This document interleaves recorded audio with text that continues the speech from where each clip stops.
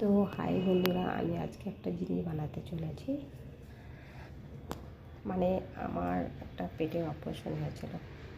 তো তোমরা সবাই জানো, অপারেশনের জন্য মেরুদণ্ডতে বেহুশি শুয়ে দেওয়া হয়, মানে অজ্ঞান করা হয়। তার জন্য কোমরে খুব ব্যথা হয়। তা আমার কোমরে খুব ব্যথা হয়েছিল। তা আমি একটা তেল বানিয়েছিলাম, তেলটা খুবই উপকার। তা আজকে তোমাদের সাথে শেয়ার করছি। আমি আবার বানাচ্ছি ওই তেলটা। তো দেখো, এটা হচ্ছে ধুতরার বীজ। এই দেখো, এই ধুতরা বীজটা আমি এনে কেটে এরকম ছোটো ছোটো টুকরো করে নিয়েছি। মানে এটার ভিতরে যে বিচিগুলো ছিল, বীজগুলো আমি সব ফেলে দিয়েছি। এটা ছোটো ছোটো টুকরো করে নিয়েছি। আর এটা হলদি, রসুন, আজওয়ান, কালো গোলমরিচ, এটা লং, মানে এই দুটোকে আমি কুটে নিয়েছি। রসুনটাকে কুটে নিয়েছি। আর এটা আকন্দ পাতা। এই দেখো, আকন্দ পাতাগুলো আমি ছোটো ছোটো করে দিয়ে দিলাম।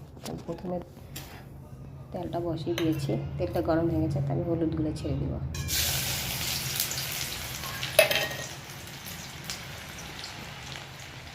দেখতে পাচ্ছ, এখন আমি এটার মধ্যে এই যে কেটে রাখা ধুতুরোর বীজগুলো দিয়ে দেবো, সেটা গোটাগুলো দিয়ে।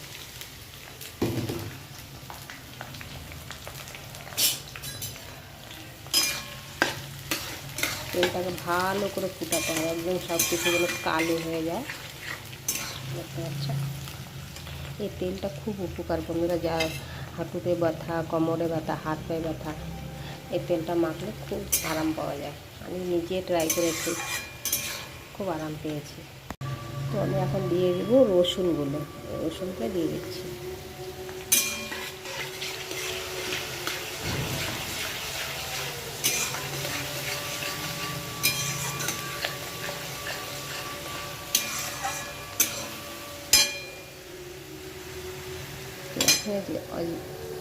জৈন আর গোলমরিচ আর দারচিনি, সরি লবঙ্গ, এগুলো সব দিয়ে দেবো। আমি সব উপকরণ দিয়ে দিচ্ছি। এই তেলটাকে পুরো লাল লাল করতে হবে, একদম এগুলো জ্বলে যাবে। তারপরে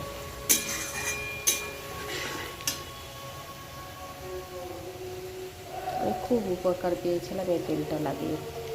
তো ওই যে আকন্দর পাতাগুলো আমি দিয়ে দিচ্ছি সব এখানে।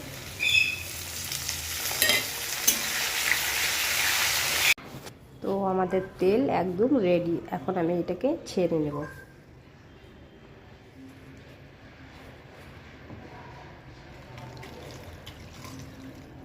ছাঁকনিটা আবার ছোট হয়ে গেছে।